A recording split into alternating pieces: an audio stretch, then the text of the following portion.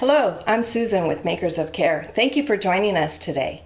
Our ministry is focused on giving care to the family caregiver. We call that compassion in action. When your life is hard and we're in trials, we know that Christ is what we need to be connected to, and He is the author of comfort and encouragement. One of my favorite verses that talks about this is 2 Corinthians chapter 1. I'd like to just take a moment and read it to you. Blessed be the God and Father of our Lord Jesus Christ, the Father of mercies and God of all comfort, who comforts us in all our affliction, so that we may be able to comfort those who are in any affliction, with the comfort with which we ourselves are comforted by God. I think that's a beautiful picture and pattern of how God tells us to receive our comfort from Him and then to give that same comfort and hope and salvation to others. Mm-hmm. And as a caregiver, I know that you need unshakable hope.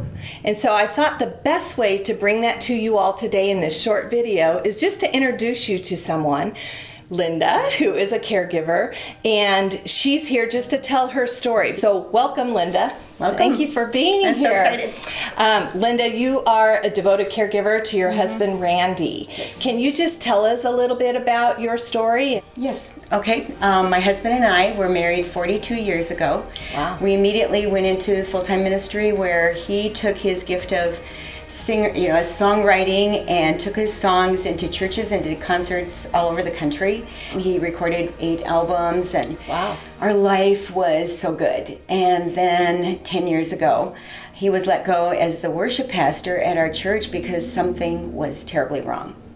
Wow. And unfortunately, it took another 3 years to get the diagnosis of frontotemporal dementia. And I had to place him 3 years ago in a memory care facility. Yeah, that's tough. I remember doing that. Yeah.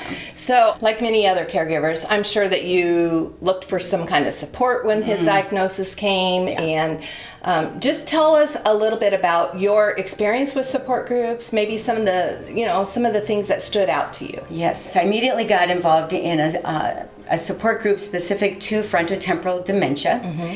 And I remember walking to this room, all kinds of people, but I never ever felt known. I mean, I heard their stories, I heard their desperation, and I so identified in their suffering. But I also realized I was a believer, and as a Christian, I knew that there was a bigger picture. I knew that there was a plan, there was a purpose, and that there would be a way for me to thrive rather than just survive. But I needed help, and I really didn't know how to get it, and it was not going to happen there.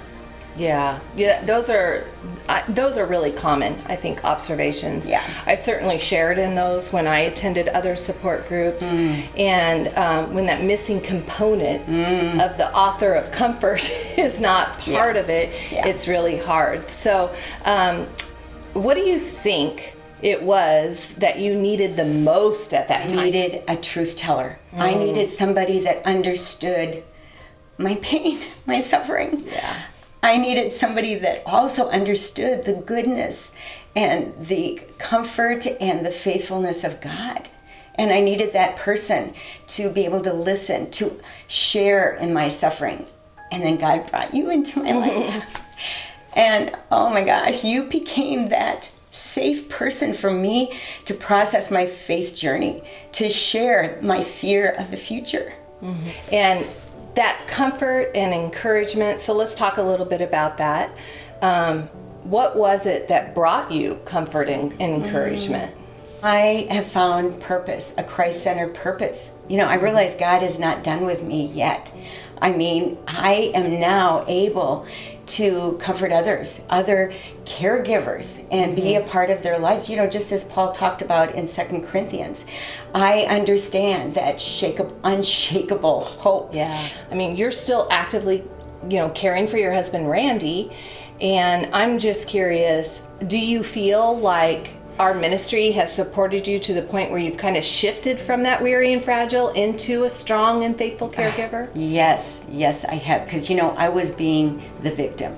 But now I'm walking through this with victory. And no matter what my circumstances are, knowing that the Lord is my comfort, because I have no idea how long Randy's going to be with me, but I have such great peace knowing there's this ministry that is there for me to support me through it all. Yeah. A ministry of comfort. Yes. A ministry of encouragement. Yeah. I mean, that's really what we're after here at Makers of Care. I like what Linda said in our talk, where she said she went from victim to victory.